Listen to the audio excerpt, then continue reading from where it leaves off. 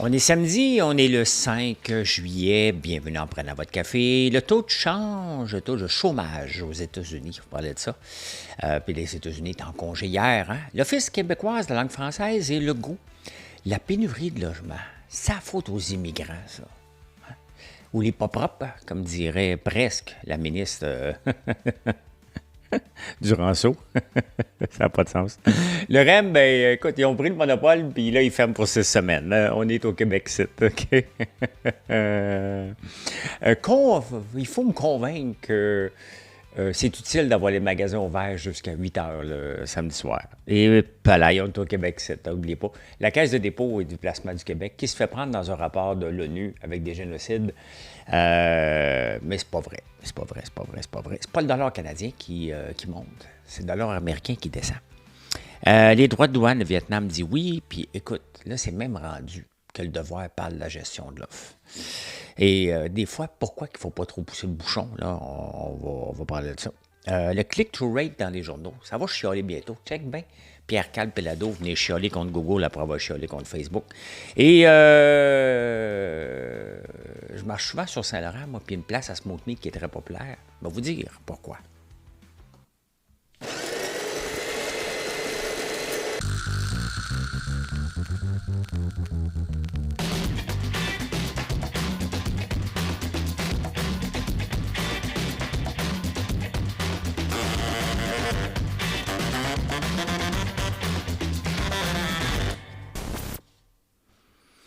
Ben oui, les États-Unis étaient en congé hier, donc pas de bourse. Hey, ça, là, ça fait une journée qui est longue. Mais j'étais fatigué hier, fait que c'est bien correct. Ça m'a donné une pause un peu pour me permettre de me reposer. Des fois, j'ai des grosses semaines et on a lancé le vinaigre balsamique cette semaine et je n'ai que des bons commentaires. Encore là, c'est un produit très haut de gamme qu'on vend pas cher. On est en rupture de stock, là. On va être en rupture de stock un bout de temps. Ça prend du temps à faire et c'est comme ça. Donc, on va en avoir un peu chaque semaine, mais pas autant que je voudrais. Mais c'est comme ça. J'aime mieux avoir ce problème-là que vous ne l'aimez pas. Vous l'aimez beaucoup, c'est une bonne nouvelle. Mais maudit que j'aime pas ça, laisser des ventes sur la table. Ça m'énerve. Mais bon, c'est comme ça la vie. Hein? Donc, voilà, il n'y a pas de boursière. Mais les chiffres sont sortis de l'emploi jeudi. Et la bourse a quand même explosé jeudi, justement, à cause du taux de chômage aux États-Unis, qu'on pensait qu'il était pour être 4,3 et finalement qui est 4,1. Les gens s'attendaient à 4,2, donc la bourse, elle a explosé. Et en même temps, ce qui est spécial avec la bourse, c'est que la bourse, elle veut avoir des taux d'intérêt qui sont bas. Donc, si les taux d'intérêt sont bas, on investit à la bourse. Le fait que le taux de chômage soit aussi bas que ça, je rappelle que le taux de chômage, il est de 5,8 au Québec et de 7 au Canada. Là. L'économie américaine roule à plein régime. Donc, on roule pas mal plus au ralenti que les États-Unis. Donc, les États-Unis veulent avoir un taux de chômage, un taux d'intérêt plus bas. Et si les taux d'intérêt descendent, bien, la bourse va augmenter. Donc, ça va augmenter jusqu'à quand, cette bourse-là? Je suis content, là. Allez voir vos placements, là. Vous n'avez rien. C'est le temps. C'est pas toujours le temps, là, mais là, c'est le temps. Surtout si vous n'avez pas osé les regarder depuis le mois d'avril, là, c'est le moment de regarder ça. En parlant de l'économie américaine, il y a Big Beautiful Bill Day, whatever, là, comment qu'il l'appelle, mais le fourre-tout de Donald Trump, avec des baisses d'impôts significatives, l'arrêt des subventions pour les véhicules électriques. C'est quand même spécial. On recule un petit peu, là, je trouve, au point de vue... mais il fait le ménage dans des choses qui n'avaient peut-être plus de sens, sauf l'aide médicale là-bas. Medicaid aussi qui est slashé. Donc, on va voir ce que ça va donner, mais il dit que ça va donner une fusée. Donc, c'est un danger d'investir beaucoup d'argent dans la société en pensant que ça va fonctionner. Il y a beaucoup de gouvernements qui ont essayé ça. Espérons que ça marche. On ne veut pas que les États-Unis aillent en récession, là. On ne veut pas. On va suivre la récession, puis déjà qu'on a taux de chômage est quand même 3 points de plus élevé que le leur. Donc, on va y goûter solide, là. On ne veut pas que ça arrive, là. Mais bon, là, c'est ça. Il y a de l'optimisme. Et il y en a de l'optimisme depuis le mois d'avril. C'est le même gouvernement, mais il y a de l'optimisme. Donc, et c'est juste ça que ça prend pour faire aller la bourse et les marchés et Trump. Trump qui se promène en triomphant partout. Je vais en reparler encore tantôt dans la section finance, là, mais il triomphe, hein? Puis le Yuki est un peu tanné. Il dit, écoute bien, là, c'est pas vrai qu'il va triompher partout puis qu'il va nous dire quoi faire, là, tu sais. Donc, voilà. L'Office québécoise de la langue française et le Go Apps Go. Hein? Ça n'avait pas de bon sens, il fallait changer les autobus immédiatement à cause de plaintes de 2-3 personnes. Même si c'était 30 personnes, ils n'ont pas utilisé le jugement. Les autres se sont dit, hey, moi j'ai d'ouvrage. Moi, je vais faire parler de moi. On l'enlève-tu le Go? Ouais, on va aller les. Comme les Français, aller les bleus. Tu sais? Mais nous, on dit Go Apps Go. Fait que là, Jean-François Roberge, après ça, quand on a été obligé de changer ses autobus, parce qu'on s'est rendu compte que ces autobus, c'est une clé USB qu'il fallait changer dans chacun des autobus. On fait changer ça. Puis là, le ministre s'en mêle. Hey, nos fonctionnaires, là, je rappelle que le président de l'Office québécoise de la langue française, c'est l'ancien président de SAQ CLIC, hein, SAQ. Et quand ça a chié, c'était lui qui était responsable. On l'a tassé, mais on l'a envoyé à l'Office québécoise de la langue française. Donc lui, il s'est dit, hey, moi, là, m'a montré un esti si tu bosses, hein? J'ai sacré un petit peu cette semaine, ici, sur Facebook, sur TikTok. J'en ai un peu à bout. Et des fois, je sac un peu. Parce que j'ai des trolls après moi, mais c'est plus des trolls. Donc, quand ça devient qu'on m'agresse sur la rue avec des paroles, quand on me dit sur Facebook en privé que je devrais rencontrer un Luigi Maggione, que je devrais mourir, quand on vient à mon chalet porter des choses dans la boîte à mal puis se présenter jusqu'à ma porte avec des photos d'écureuils, on n'est plus dans des trolls. On est dans le danger. Donc oui, et la police, l'enquête suit son cours avec la police, mais ça prend du temps. Et j'ai décidé d'appeler les employeurs. De chacune personne qui m'écœure sur les réseaux sociaux, j'appelle leur blonde, leurs parents, les employeurs. J'étais un troll, moi aussi, le troll en chef. À un moment donné, c'est œil pour œil, dent pour dent. Non. Je suis dent pour dentier. Fait que ça m'a épuisé cette semaine. C'est épuisant, se défendre, m'avoir la paix. Quand, à un moment donné, en 2017, j'avais ce même problème-là, et j'avais fait le courrier des haters, puis vous m'aviez foutu à paix. Bien là, ça se calme en tabarnouche. Ça m'occupe mes journées entières, parce qu'il faut que je fasse des recherches pour trouver le chum. C'est juste des gars, là. Des gars qui ont des problèmes de masculinité, là. Fait que ça épuise. Mais c'est pas grave, m'en gagner la bataille pour avoir la paix. J'ai le droit d'avoir la paix aussi, là. J'ai le droit. Ouais. Puis moi, quand la police, elle me dit l'enquête suit son cours, là, on peut s'entendre qu'il va y avoir 2 ans. Il va y avoir des enquêtes criminelles, là. On ne peut pas dire à quelqu'un, je te souhaite de rencontrer quelqu'un puis qu'il va te tuer dans la rue, là. C'était un esti de problème dans la tête, là. Excusez, je sac. Voilà. Hey, les autos hybrides, finalement, au Québec, probablement que ça va être la même chose au Canada. Là, on lève le pied. On se rend bien compte que les Québécois n'achètent pas d'auto électriques en grande quantité pour respecter ce que les concessionnaires doivent vendre. On ne les achète pas. Ils sont trop chers, l'autonomie, l'anxiété. Je n'achèterai pas, moi. N'achètera pas. Mon anxiété, peut-être une petite auto là, pour savoir quand je me promène à Montréal, mais jamais mon auto principale va être électrique. J'avais pensé, quand j'ai retardé là, mon Range Rover, le remplacement du Range Rover, qui est diesel, je me disais, bah, écoute, en 2025, là, hein, c'était en 2019, mon camion. Je dis, 2025, c'est sûr qu'il va y avoir un camion électrique qui a de l'allure. Mais non. Oui, il y en a, mais ils sont chinois. Fait que, il n'y en a pas. Il n'y en a pas avec une autonomie. Il n'y en a pas. Il y en a pas. OK, ça prend du temps à recharger. C'est pas tout partout. Il n'y en a pas. Qu'est-ce que je vous dise? Il n'y en a pas. Mais j'ai besoin d'un camion. Pourquoi j'ai besoin d'un camion? C'est besoin. Voilà, c'est réglé. Les juges fédéraux. Savez-vous comment ça gagne, un juge fédéral? 414 500 $. Donc, 415 000 $. Et là, les juges se sont parlé entre eux autres, puis ont dit au gouvernement, tu sais, si tu veux nous attirer, là, tu veux attirer des nouveaux, là, il faut que tu montes le salaire de 60 000 parce qu'il n'y a pas grand monde qui veut faire ce job-là. On fait un sondage. Hein?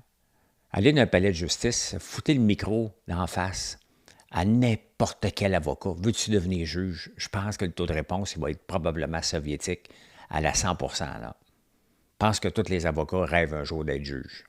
Je me trompe peut-être, là, mais voilà. Non, le gouvernement dit non.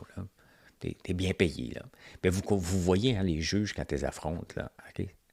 Ils ont l'impression, parce que je suis à l'aise financièrement, là, j'ai été quelques fois, là, et je suis tout le temps vu comme un maudit riche qu'il faut abattre parce qu'eux autres, ils se trouvent pauvres. Eux autres, ils font leur justice en fonction de leur barème à eux. Donc, lui, il est riche parce que moi, il gagne plus que moi. Puis, ils voient mes chiffres, eux autres. Là. Ça fait longtemps que j'ai pas été.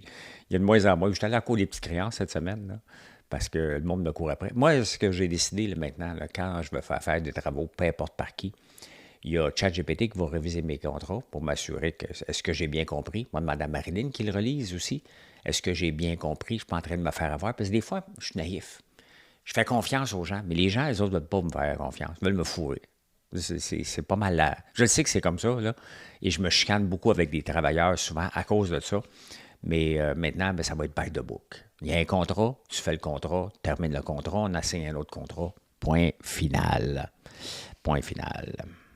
Hey, ça, c'est pas drôle, hein? 50% des députés au UK sont sur l'Ozempic. 50%.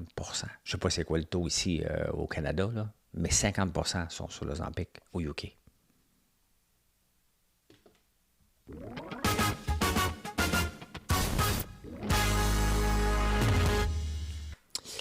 Eh ben, convainc-moi, Philippe Mercure dans la presse, convainc-moi qu'il faut magasiner le soir de week-end à 20h.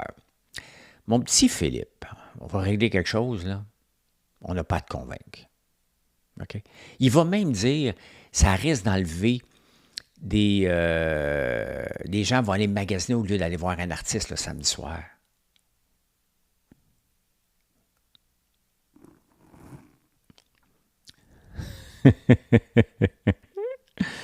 Tabarnane qu'on est de gauche, hein? On n'aurait jamais dû avoir de loi pour légiférer sur les heures d'ouverture d'un magasin, OK? Les commerces en ligne sont ouverts 24 heures par jour. Pourquoi le magasin n'ouvrirait pas à l'heure que ça le tente? Le ministre du Travail, le monde, ils disent « Ouais, mais là, tu sais, les jeunes vont être obligés de travailler un samedi soir. » Mais le ministre a répondu, il a juste à dire « Mettre ses limites, puis moi, je ne travaille pas le samedi soir. » Mais s'il est congédié pour ça, il sera congédié pour ça. C'est comme ça. Voyons donc, toi. Il y en a des magasins d'ouvert, il y a des exceptions partout, puis on le voit, hein, on fait une règle, mais là, wow, OK, le centre-ville de Montréal, c'est commercial, OK, c'est parfait. OK, parfait, le Vieux-Québec, c'est correct. OK, pendant le festival, c'est correct. Enlevez tout ça, la règle, on fait un projet pilote. On n'a pas à convaincre personne. Il faut revenir dans un État libre. Ça, c'est l'État grand-maman, là. Hein, tu seras pas, hey, tu ne vas pas ouvrir! Tu sais, les quincailleries voulaient refermer le dimanche. Un petit peu plus, ils nous forçaient à la messe, t'sais. On a la misère à trouver des employés, donc on va se collusionner pour faire fermer les dimanches aux quincailleries parce qu'on ne trouve pas d'employés. Ferme cette tente, mais pas besoin d'avoir une loi. Vous n'êtes pas tannés, vous autres, de voir l'État qui se mêle de des choses de base comme ça? Est-ce que l'État a à se mêler de ça? Est-ce que Bernard Drinville a à faire un code de conduite pour le vouvoiement et les sanctions qui vont s'en suivre? Parce que ça prend des directeurs d'école qui vont dire ici, c'est le vouvoiement. Pas besoin d'un ministre pour ça. Puis à un moment donné, là, les collègues de travail, je vous le répète, là, si je suis prof, là, puis un élève de 14 ans là, qui me dit « François, viens m'aider avec mes maths. » On s'entend-tu qu'il y a quelque chose qui ne marche pas, là? Hein? On s'entend-tu que ça ne marche pas, qu'il y a un petit peu trop de proximité, puis on pourrait interpréter bien des choses par la suite? Ben voilà. Voilà. Donc, les profs auraient dû mettre les limites, les directions auraient dû mettre des limites. Quand c'est rendu qu'un ministre fait ça, quand c'est rendu que le ministre Jean-François Robert est obligé de dire non, vous allez passer le go, on va l'accepter. Y a-t-il des fonctionnaires qui se prennent pour d'autres ou qui ne font pas leur job? Les ministres s'impliquent bien trop dans la gestion quotidienne. Ben trop. Ça n'a pas de sens. La crise du logement. La ministre Duranceau a dit, tu sais, parce que trouver un loyer, il faut que tu arrives à un moment donné propre, il faut que tu sentes bon, faut que tu aies les cheveux lavés, là, puis tu sois capable de parler comme il faut. Tu n'arrives pas, hey yo, je voudrais louer ton logement. Là. Ben, c'est une évidence même. OK? Le propriétaire n'est pas obligé de louer à tout le monde. Il va se trouver mille excuses. Ça, c'est une évidence même. C'est évident. comme dirait l'autre, là. C'est évident. Mais quand même, est-ce que la ministre doit aller dire ça au téléjournal? La réponse est non. Les immigrants ne sont pas la cause du manque de logement. Les immigrants représentent la maladie de notre système. Dans le style, il y en a beaucoup qui sont arrivés, c'est vrai, mais notre système ne laisse pas la gestion de l'offre et la demande. En théorie, oui, mais quand on regarde la grande ville de Montréal, qui retarde jusqu'à 541 jours la construction de nouveaux logements, en mettant des règles que plus personne ne veut construire ici, la pénurie de logements à Montréal va affecter la pénurie de logements à Alma. Quelqu'un qui veut déplacer à Alma pour libérer quelque chose, pour peut-être venir à Sherbrooke, il y a peut-être quelqu'un de Sherbrooke qui voulait venir à Montréal. Vous voyez, c'est une chaîne, tout ça est interconnecté. Mais la ministre des Affaires municipales laisse faire Valérie Plante, laisse faire les autres maires qui retardent des projets sans raison. C'est là que Montréal devrait te mettre sous tutelle et dire, regarde, tu vas accélérer ton processus. Là. Tu ne peux pas laisser gérer des gens qui retardent, qui créent un monstre dans la province. Là. Tu peux pas. Tu peux laisser gérer les gens jusqu'à temps qu'ils disent, ben là, regarde, tu gères pas assez, on va gérer à ta place. Là. C'est inacceptable ce qui se passe.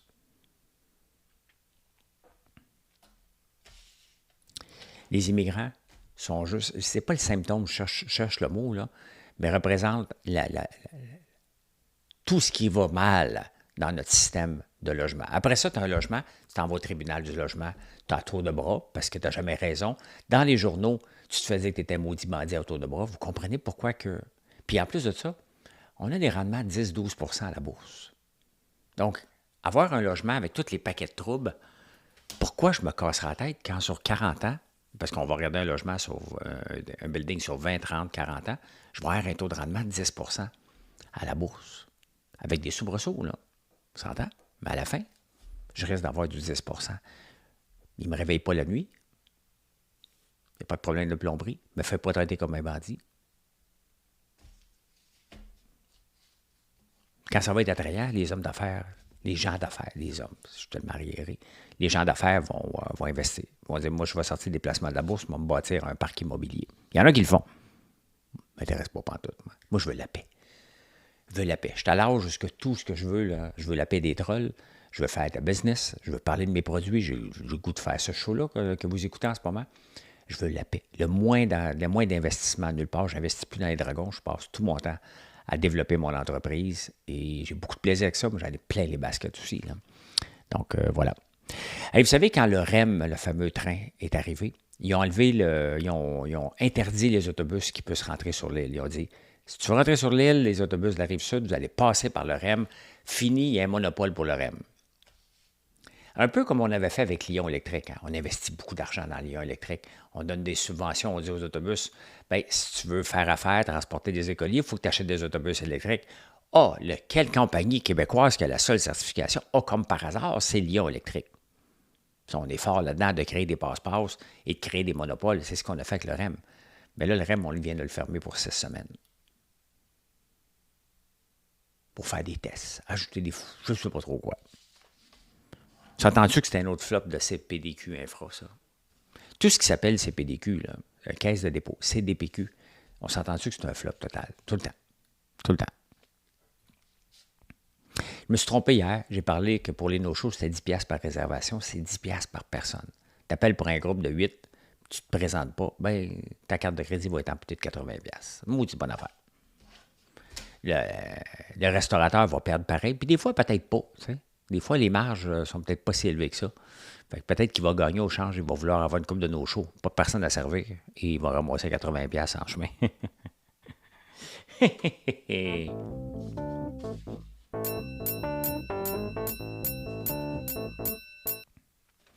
J'ai pas l'année exacte là, que la Caisse de dépôt et de placement a laissé tomber le pétrole sale de l'Alberta. Pas question qu'on investisse dans le pétrole. On se désinvestit du pétrole, sort dans les journaux, puis ah ouais, le pétrole sale, on touche pas à ça. Hein? Le pétrole a presque doublé depuis ce temps-là. Puis le Canada devient de plus en plus un joueur majeur avec les exportations qui augmentent. Il ne faut pas toucher au pétrole sale. Non. Caisse de dépôt qui a des rendements minables. François Legault ne fait jamais rien. On continue à investir massivement avec des employés inutiles, autant Investissement Québec que Caisse de dépôt. Mais là, viennent de se faire prendre dans un rapport de l'ONU et ils ont investi dans des compagnies qui participent au génocide à Gaza. Là, ils disent, ben non. La Caisse de dépôt et de placement, tu fais questionner sur le chiffre, ben non. Tu questionnes sur le bonus, ben non. Tu questionnes sur pourquoi on a un flop en Inde, ben non. Qu'est-ce que la Caisse de dépôt fait partout dans le monde? Alors qu'on peut avoir des bons placements au Canada puis aux États-Unis, quelque chose qui est pas mal plus sécure. Est-ce que le risk and reward d'aller dans ces compagnies, dans ces pays-là, est bon? Il y a un autre flop aussi en Nouvelle-Zélande avec une fintech. Ils n'ont pas la capacité d'avoir des placements à l'étranger, ils ne sont pas capables de les gérer. Mais qu'est-ce qu'ils font dans ces pays-là? Il n'y a pas assez de bons placements ici. Je vous le dis, je vous le répète, là. La Caisse de dépôt et de placement du Québec ne rapporte pas du 7 %. La bourse sur 40 ans, on va regarder, vous ne me croyez pas. Je le sais que vous ne me croyez pas. Mais avec ta bourse, on va cette baisse 500, c'est fatigant. Parle tout le temps de ça. Ouais. Vous montrer. On va partir de juin. On va regarder sur... On va y aller backward. 2025, on va regarder les 10 dernières années si j'avais placé 10 000 $. Placer 10 000 $, combien ça m'aurait rapporté? 33 000. Taux de rendement de 12,88 %. Quand même pas pire. Ça, c'est placé au S&P 500. That's it, de l'argent, 10 000 $ une fois. On recule ça, donc on aurait eu 33 000, not 10 000. On recule ça en 2005, 20 ans. Taux de rendement de 10,52, ce qui fait du sens. C'est pas mal plus ça. Ton 10 000 t'aurait rapporté 74 000 $.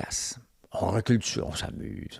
On recule dessus de 30 ans, à peu près l'espace d'un building. Ton 10 000 $, taux de rendement 10,42, 196 000. On recule dessus un autre. On recule dessus encore. T'sais. Ton 10 000 $, placé S&P 500, 11,43.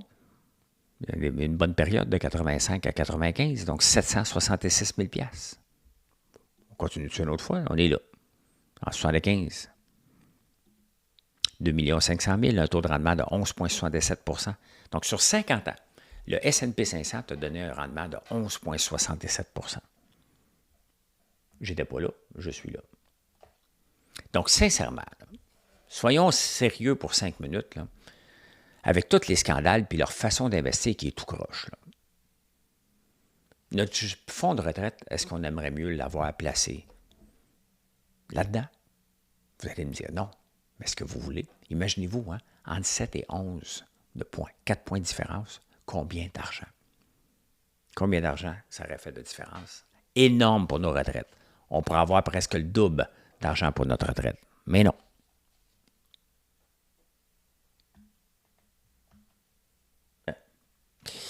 Mais non.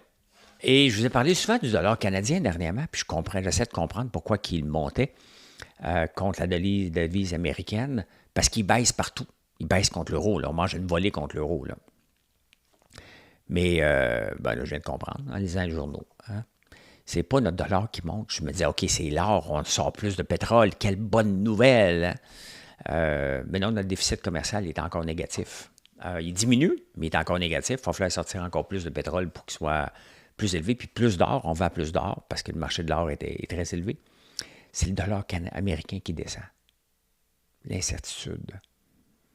Donc, on est passé de 68 à 74, pas par nous autres, par la faiblesse de quelqu'un. C'est pas bon, ça.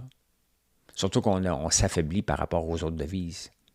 C'est vraiment pas bon, ce qui se passe pour notre économie. Ça veut dire que on pourrait tricher sur les tarifs en exportant plus vers les États-Unis, mais puisque les États-Unis, leur dollar est faible, donc on ne gagne pas au change. Du tout. Et vos placements non plus, en passant. Donc, voilà. Les droits de douane de Donald Trump, j'en reparle encore, hein, parce que vraiment, il domine le monde partout. Il a fait un deal avec le Vietnam, donc 20 %. Il veut squeezer la Chine. Donc, il fait un deal avec, regarde, si je fais un deal avec le Vietnam, tu n'auras pas le choix de faire la même chose. Il essaye de faire ça. Je ne voulais pas vous parler de la gestion de l'offre encore. National Post est encore en première page. Oups, dans le devoir, on en parle aussi, comme quoi, même le projet de loi qui est fait empêche les ministres de négocier, mais n'empêche pas le premier ministre. Et Donald Trump, s'il veut un deal, on va le savoir la semaine prochaine, là, avec le Canada, il va parler de la gestion de l'offre. Qu'est-ce que Mark Carney va être obligé de donner? Il serait-tu game de laisser tomber totalement la gestion de l'offre? Je rappelle, c'est juste 9500 fermes. Et regardez, là, j'en ai parlé hier, il y a des fermes qui disparaissent, là. Sous gestion de l'offre ou pas gestion de l'offre, là. Ça diminue. C'est dur, là, être fermier, être cultivateur, ça prend beaucoup, beaucoup de machinerie. Donc voilà. Je dois vous en parler, mais bon, Donald Trump va vouloir faire plier le Canada. Avec raison. Comme ça. Oh, qu'on va entendre Pierre-Carl Pelado chialer dans les prochains mois. Combien vous gagez? Après Facebook a coupé les sites de nouvelles, dans Google, mettons tu cherches... on va vous emmener, on va essayer de voir si ça le fait ici. J'ai tué néblé ça, là. Quels sont les 5 partis politiques du Canada, au Canada? Bien, vous voyez ici, depuis 1867, il y a une recherche AI qui se passe en haut, là. Dans quel comté? Pierre Poilievre.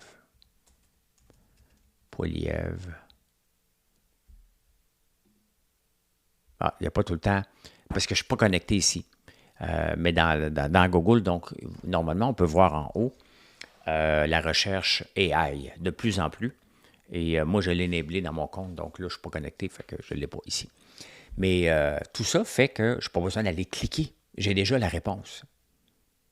Lui, il prend les sommaires d'un peu partout, puis il fait la réponse pour nous autres. Mais ça fait que je n'ai pas besoin de cliquer sur le journal. Donc, le journal, lorsqu'on voit le journal de Montréal, une bombarde de pubs. Surtout lui, la presse aussi, là. TVA, toute la gang. Donc, leur click-through rate, qu'on appelle, a diminué énormément. Donc, ils vendent moins de pubs. Vous voyez que le modèle basé juste sur la pub, là, ça ne marche pas. Il faut que tu offres quelque chose d'autre. Hein? Est-ce qu'à un moment donné, les journalistes avaient commencé à faire des entrevues sur la presse, sur YouTube, expliquer leur travail journalistique? OK, bon, parfait. J'ai été enquêté sur Nordvolt. On peut faire comme les nouvelles, mais attirer des gens. Ils ont arrêté rapidement. Probablement que le syndicat dit « Oh, faut que tu doubles le salaire. » Donc, les journaux sont encore dans la marde, là. Mais c'est par leur faute. Tu sais, quand tu bases ton modèle sur une seule rentrée d'argent qui sont les revenus publicitaires, bien, Google n'a pas intérêt à aller... parce qu'ils veulent que ça reste sur les sites que c'est payant, les sites commandités. Donc, est-ce que les journaux vont devoir commanditer pour vendre la pub? Probablement. Mais on va entendre parler Pierre-Carl Pelado. C'est une évidence même.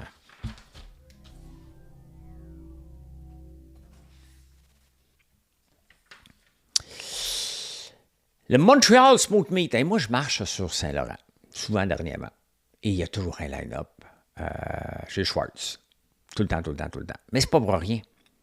Parce que le Montreal Smoked Meat est dans le top des meilleurs sandwichs au monde, avec le Ramon Iberico que j'ai goûté en Espagne, à Madrid. Donc, si je vais à Madrid, ou si je vais en Espagne, je veux que Marilyn, on va ensemble, on va y aller ensemble, là. Je veux qu'elle vienne voir justement les jambons accrochés partout pour qu'on puisse goûter un sandwich là-bas.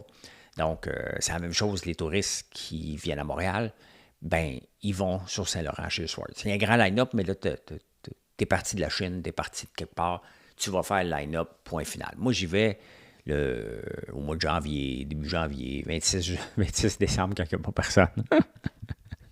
C'est vrai en plus. Fait que, voilà. Hey, c'est dans quel pays, ça? Ah, c'est au UK. Ah, je trouve tout le temps mes nouvelles insolites. Une professeure alcoolique, elle amenait de l'alcool dans sa bouteille d'eau. Elle en a bu un petit peu trop, puis à un moment donné, elle a mis la Macarena, tu sais. Même la Macarena, hey, Macarena! Fait qu'elle a fait danser les élèves, là, le directeur venait la voir, puis elle était sous le pain raide, complètement pactée en train de danser. La Macarena! Je ris, mais c'est pas drôle, les problèmes de boisson. C'est bien évident qu'elle a un problème sérieux, là. Mais il semble de voir le prof, le directeur. Hein? Hey, mate, what are you doing? Ils s'appellent Toutmate, eux autres. Ben voilà. Merci d'être là. Merci d'être là. Je vous souhaite un excellent week-end. Ben, je vous retrouve mardi. Merci d'être là. Venez nous voir sur françoislambert.one. ONE. Allez, bye, bonne journée.